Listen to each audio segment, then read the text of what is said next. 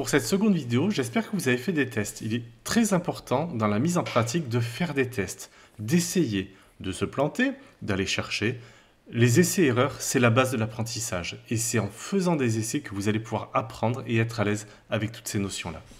Donc, j'ai laissé tout tel que c'était, mais je vais maintenant tout effacer. Je vais juste garder le container, puisque ce sera notre parent pour créer tout ce dont nous avons besoin. Ce que nous avons vu, c'est que nous pouvions boucler avec for each sur un tableau existant. Maintenant, si on commence à mettre beaucoup d'éléments au sein du fichier JavaScript, ça va rapidement être illisible. Donc, on va aller se créer un autre fichier JavaScript qui contiendra le tableau. Je vais l'appeler, par exemple, hop, excusez-moi, voilà, characters.js. Characters.js, en fait, on va créer notre tableau ici. Comme on a créé notre array test tout à l'heure sur le fichier JS, là, on va se le créer à part. Ce qui permettra de pouvoir le manipuler plus aisément et de ne pas avoir du code qui s'imbrique dans tous les sens et qui devient rapidement illisible. Toujours essayer de découper le code en un maximum de morceaux, puisqu'il est plus facile de manipuler des petits morceaux que de manipuler un gros morceau. Alors, par habitude, on va donner un identifiant qui, aujourd'hui, ne nous servira à rien dans cet exemple-là. Mais on va quand même le mettre, parce que ça peut faciliter la vie, et il faudra prendre cette habitude-là. Alors, name Sauron, avec un petit S majuscule, ce sera plus sympa.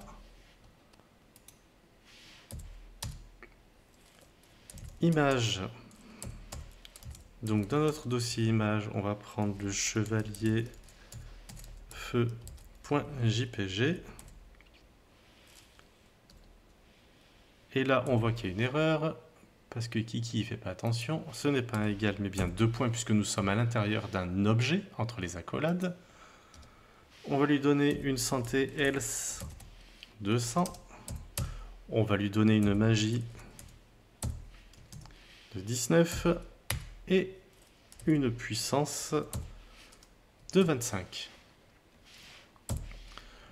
Comme je vais créer plusieurs personnages, alors Maj Alt F, comme je vais créer plusieurs personnages et que ça va être un petit peu long, je vais mettre ça en avance rapide.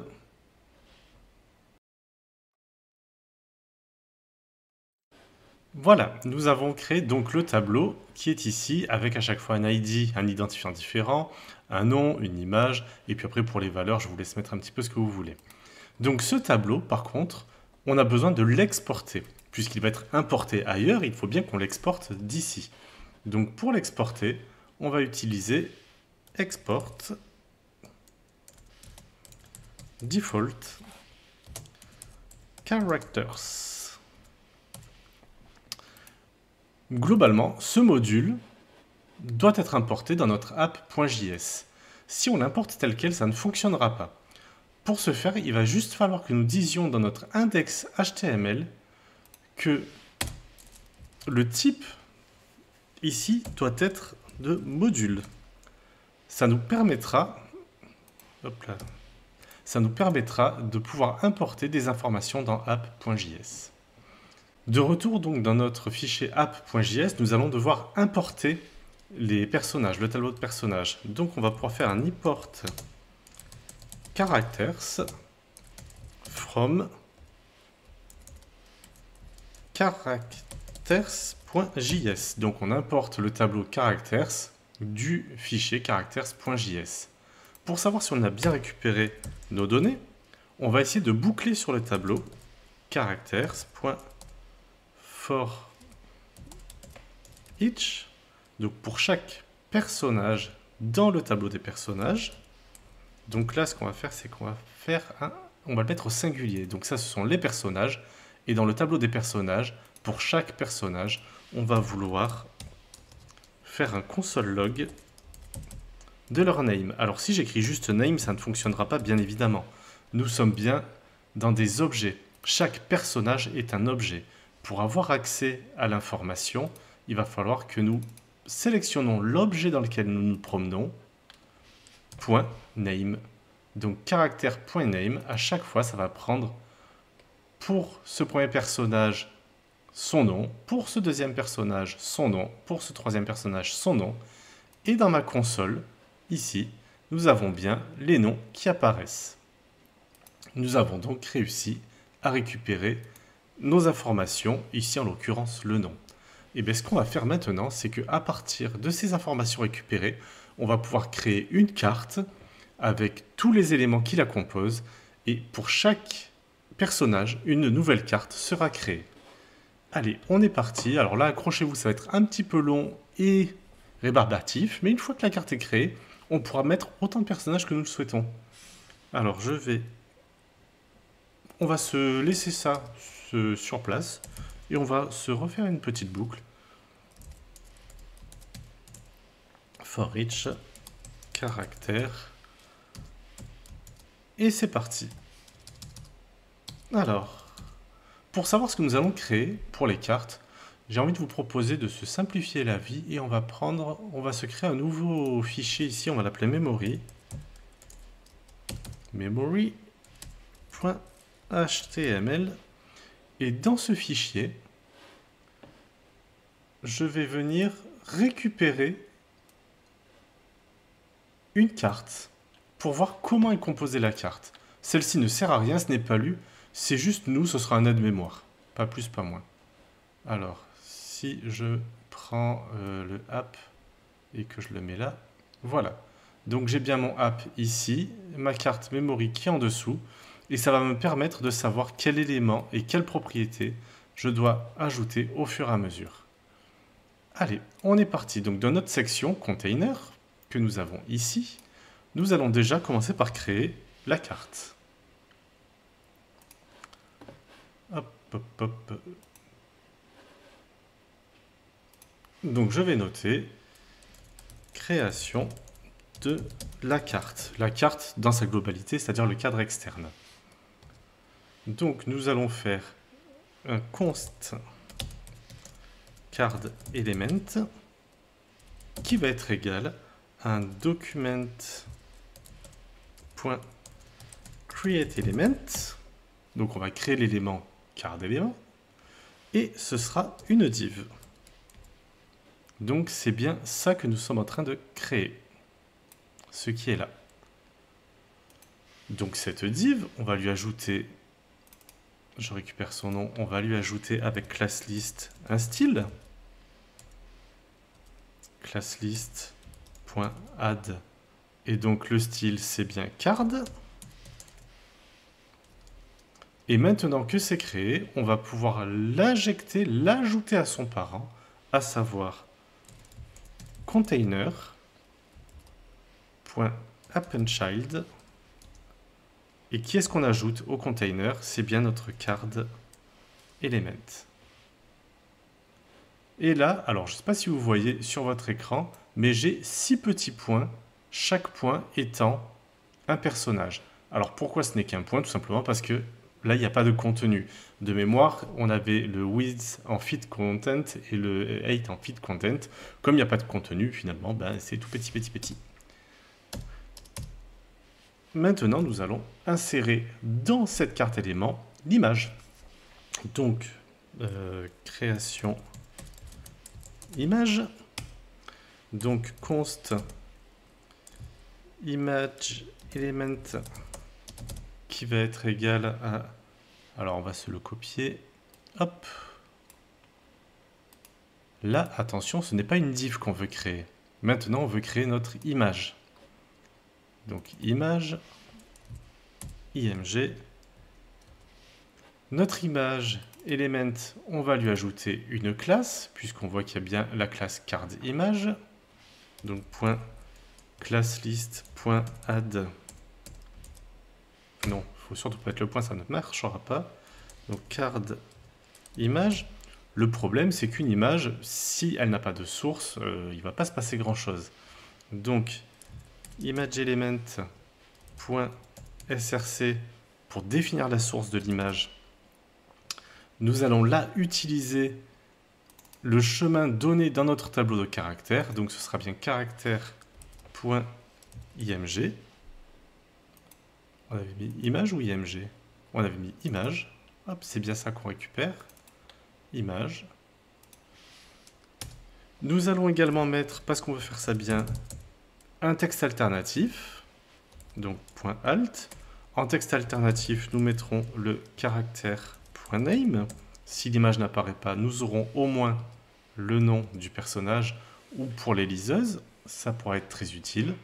Et maintenant, notre image, on va pouvoir l'ajouter à son élément parent, qui n'est pas container. C'est bien card d'élément qui est le parent de l'image.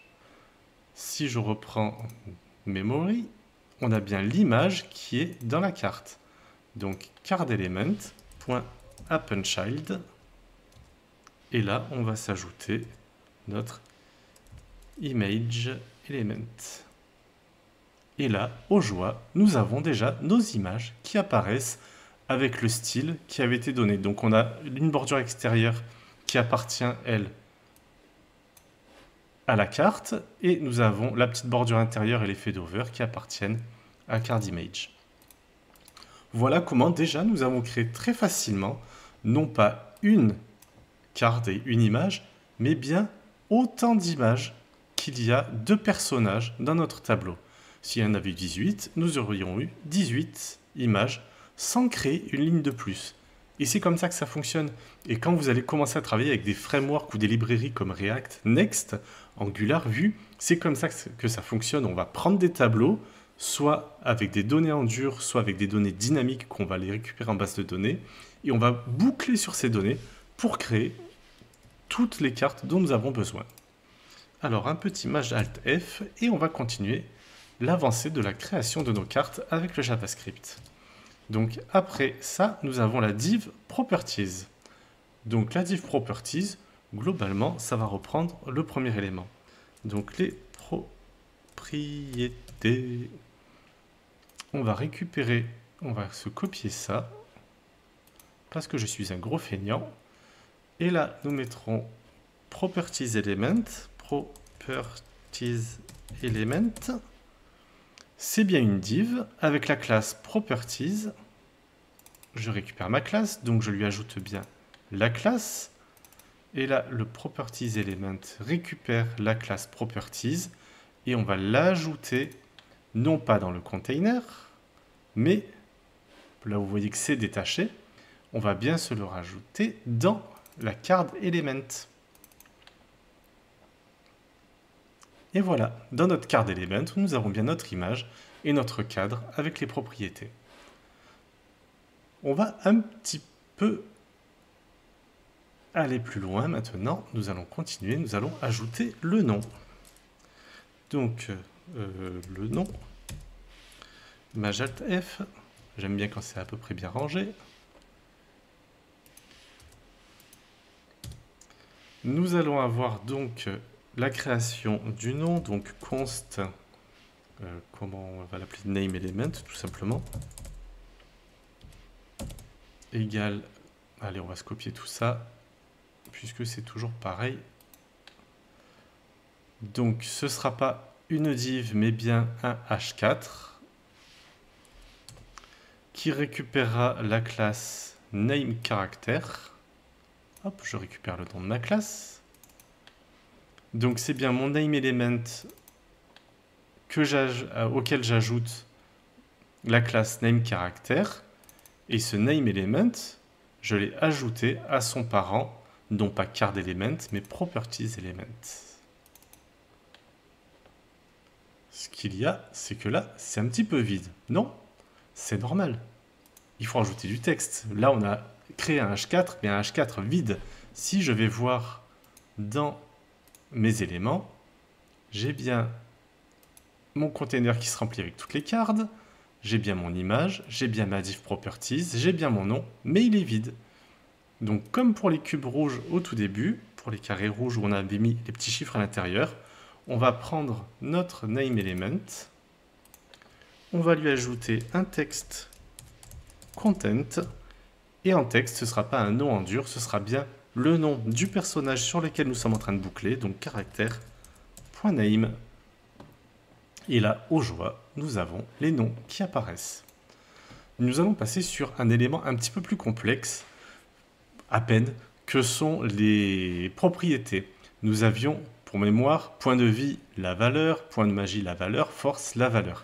Ça fait se répéter sur des éléments un petit peu plus complexes ou un petit peu plus imbriqués les uns dans les autres. Donc ce que je vous propose, ça va être de créer une fonction. Donc là, je sors de mon accolade, je descends en dessous, et nous allons créer une fonction utilitaire qui va nous permettre de créer les données dans l'élément. Si ce n'est pas clair pour vous, quand on va le faire, vous allez comprendre rapidement comment ça se passe. Donc fonction create data element. À l'intérieur, nous allons avoir le label et la value. Alors pourquoi label, pourquoi value? Je vais aller reprendre le projet terminé. Hop, ici. Nous voyons que ici, nous avons bien un label et une valeur qui étaient des paragraphes, des éléments différents et séparés l'un de l'autre.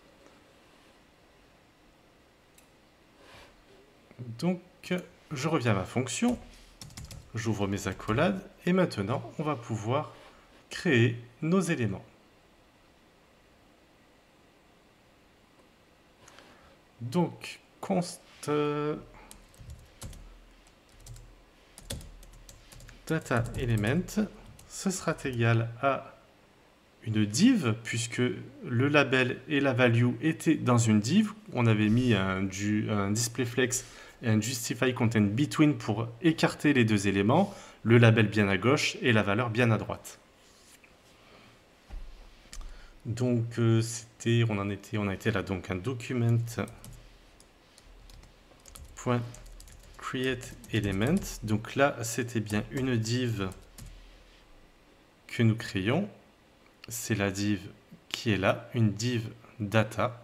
Donc si c'est une div data, à data element, on va lui ajouter classList.add la classe CSS data,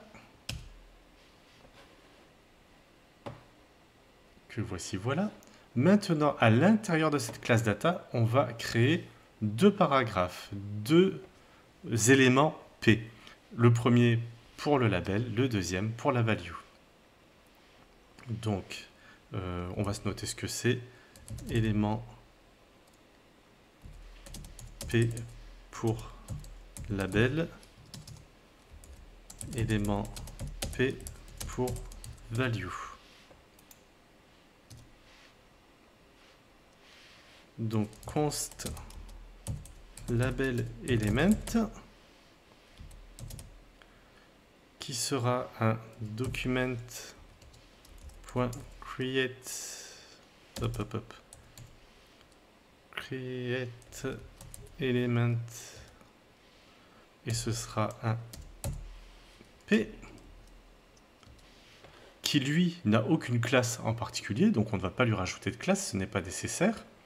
Et comme texte, on va lui mettre le label. Donc label element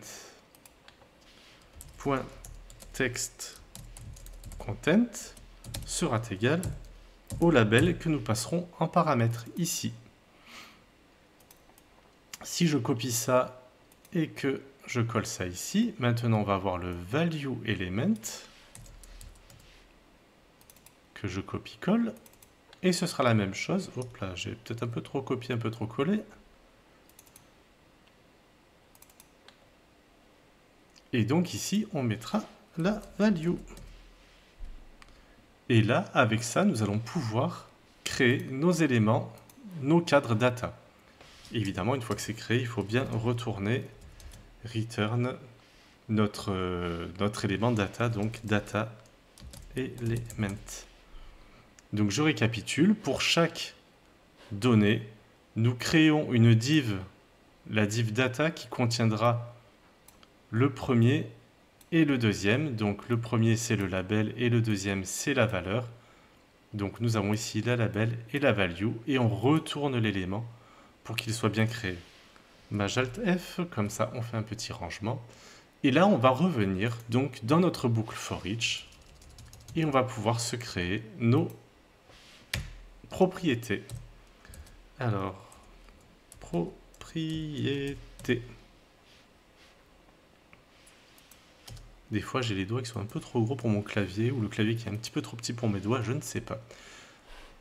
Voilà, donc là, pour les propriétés, ça va être relativement simple maintenant que nous avons fait notre première fonction. Donc on va avoir un const, on commence avec quoi, les HP element, les points de vie, HP element, et là on va envoyer notre fonction create data element, et en paramètre de cette fonction, nous allons avoir le label. Donc le premier label, c'était les points de vie. Et pour la valeur, nous avions les points de vie du personnage, donc caractère.health, c'est comme ça que nous l'avions noté dans le tableau, que nous allons concaténer avec PV pour point de vie. Une fois que cet élément est créé, nous allons pouvoir l'ajouter à son parent. Donc, properties element, nous lui ajoutons l'enfant qui est HP element, que je copie joyeusement, que je colle ici. Et là, aux joies, ça ne fonctionne pas. Pourquoi ça ne fonctionne pas? Petit oubli de ma part, dans la fonction createDataElement, nous avons bien créé le label element et le value element, mais à aucun moment nous les avons injectés, nous les avons ajoutés au data element. Donc, il va falloir que nous prenions le data element auquel nous allons ajouter notre label element que voici. Et on voit déjà que ça apparaît. Et en dessous, on va faire la même, data element .appendChild, et on ajoute ici la value element. Et donc on a bien point de vie et 100, c'est bien ce que nous avions rentré ici, point de vie. Le premier personnage Sauron doit avoir dans son tableau, hop, 100 points de vie ici. Alors pourquoi est-ce que c'est espacé? Tout simplement puisqu'on devait avoir un display flex en flex direction column et qu'on doit avoir un justify content between, donc ça écarte au maximum les données, mais au fur et à mesure où on va intégrer des données, ça va pouvoir prendre une forme un petit peu plus cohérente.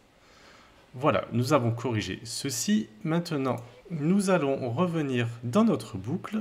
Alors la fonction, hop, hop, hop, on va la descendre. On revient dans notre boucle. Donc là, nous avons créé les HP elements. Maintenant, on peut se copier tout ceci. On va le coller là. Et après les HP elements, on va créer les MP elements. MP pour les points de magie.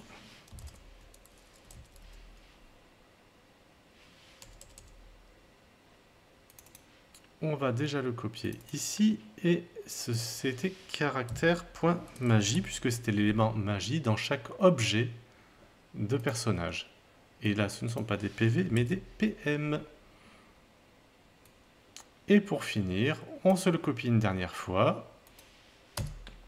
Et maintenant, ce que nous allons créer, alors on va se mettre à la limite des petites notes. Donc là, ce sont les points de vie. Ici, nous avons les points de magie. Un peu de cohérence serait sympathique, Christophe. Et là, nous allons avoir les points de force. Alors, pourquoi est-ce que j'ai une erreur en rouge? Tout simplement parce que j'ai voulu donner le même nom à deux constantes, puisque j'ai fait un copier-coller, mais on va changer ça tout de suite. Donc, point de force, mettons force element, ce sera là, ici, point de force,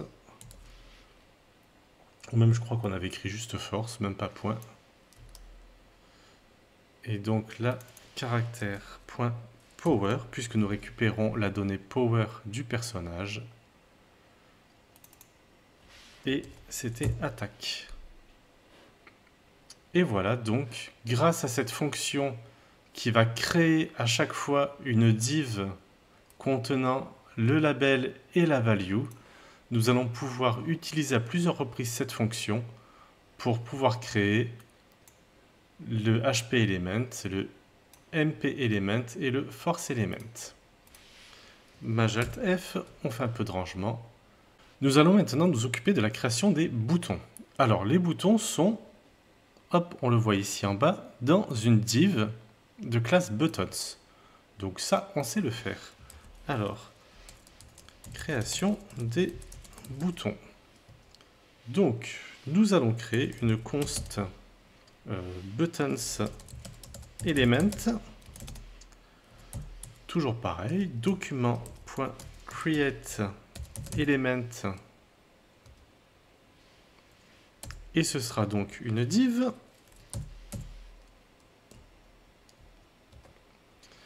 Ce buttons element, nous allons lui ajouter une classe, donc .classlist.add buttons. Et nous allons ajouter ces buttons au parent, et le parent qui est bien la div properties que nous avions appelé properties element. Donc properties element.appendChild. Donc nous ajoutons l'élément des boutons à properties element. Donc là déjà, si je retourne dans ma console développeur, je dois avoir sur une carte properties, j'ai bien ma div de classe buttons qui apparaît. Mais effectivement, les boutons ne sont pas encore créés. Nous allons donc créer les deux boutons. Nous allons commencer par créer notre bouton de soin. Alors, soigner. Const heal button. Ça va être égal à document.create element. Nous sommes donc sur un button, des balises button. Nous allons lui ajouter un texte puisqu'il y a du texte à l'intérieur. Il button.text content. Nous écrirons à l'intérieur soigner. Et ce bouton, on va l'ajouter à buttons element, qui est une div qui contiendra nos boutons. Donc buttons element.appendChild. Et dedans, nous allons ajouter notre bouton soigner. Et on a bien notre bouton soigner qui apparaît avec son style. Nous allons pouvoir copier tout ça. Et on va faire le bouton attaquer. À la place de heal, on va mettre attaque, sans le H, même si on peut attaquer à la H accessoirement. Ici, on mettra attaque. Donc on a bien notre bouton attaquer qui est un document button. Nous allons lui rajouter du texte ici, non pas soigner mais attaquer. Et dans buttons element, nous avons bien ajouté l'enfant, bouton d'attaque. Et voilà, nous avons bien nos deux boutons qui sont là. Pour pouvoir un petit peu jouer avec, puisque là maintenant nous avons terminé nos cartes. Mais on aimerait faire des choses en plus. On voit ça dans la prochaine vidéo.